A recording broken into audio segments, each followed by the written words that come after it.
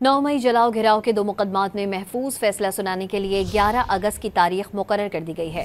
ATC Lahore के जज मंजर अली गुल ने राहत बेकरी के बाहर गाड़ियां जलाने और थाना शादमान जलाने के मुकदमात में फैसला महफूज किया था।